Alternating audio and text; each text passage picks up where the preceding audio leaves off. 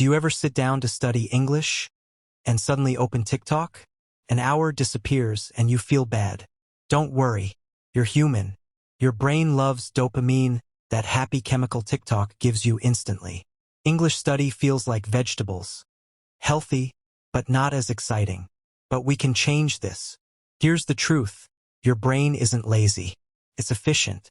It wants rewards and it wants them now. Social media gives you instant hits, funny videos, satisfying transitions. Boom, dopamine.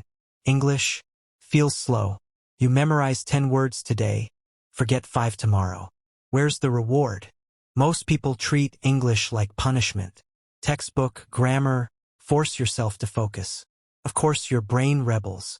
But what if learning English could feel like scrolling TikTok? What if your brain craved it? It's possible. Here's how. Step 1. Reset your brain slowly. Take 10 minutes of silence daily. No phone, no music, no distractions. Just you and your thoughts. Sounds boring, right? But here's what happens. Your mind calms down. Your dopamine receptors reset. And suddenly, simple things, like learning a new word, feel good again. Your brain needs rest. Silence is that recovery. Start small. 5 minutes tomorrow morning. Sit by a window, close your eyes, breathe. Day by day, your brain learns that calm feels good. When you sit down to study, your mind doesn't scream for distraction. It's ready. This is the foundation. Step 2. Make English fun.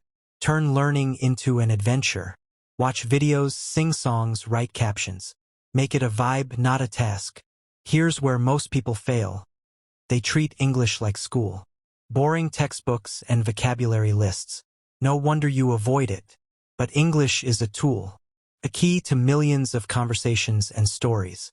So stop learning English. Start using English. Love true crime? Watch English documentaries. Obsessed with cooking? Follow English chefs. Into fitness? Listen to English podcasts.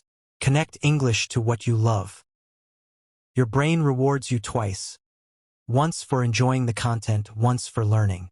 Music works magic. Sing along to English songs. Actually sing. Move your mouth. Feel the rhythm. Singing makes pronunciation natural. And write. Not essays. Write like you text. Captions, observations, thoughts. Honest, messy, real. Learning doesn't have to feel like learning. Step 3. Small rewards, big motivation.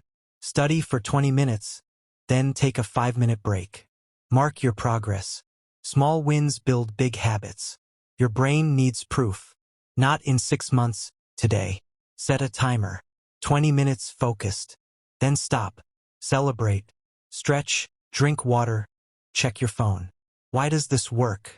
You're teaching your brain that English has an end. It's 20 minutes. You can handle that. Track progress visually. Get a calendar. Mark an X every day you study. Don't break the chain.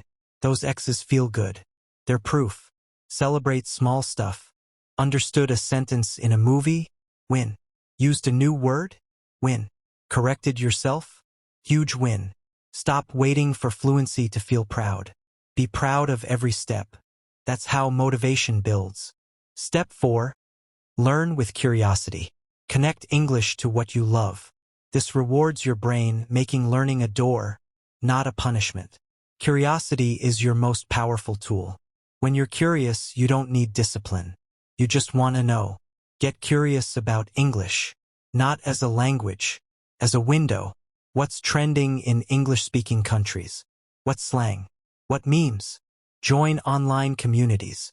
Reddit, Discord, Twitter. Don't just read, participate. Ask questions. Share thoughts. Yes, you'll make mistakes. So what? Every mistake is a lesson. Most people are kind. When you use English to learn what you care about, you're not just learning English. You're becoming more knowledgeable, more interesting. English becomes a tool, not a goal. It becomes part of who you are. The truth about your brain. Your brain isn't broken. You're teaching it to enjoy real progress. Start small. 5 minutes today. Soon you'll want to study because it becomes part of you. Right now, your brain is wired for instant gratification. But you can rewire this. Slowly, patiently, consistently. Every time you choose English over scrolling, you create a new pathway. Every time you celebrate a small win, you teach your brain that learning feels good. This takes weeks, maybe months, but it happens. One day you'll want to study. You'll choose English over TikTok.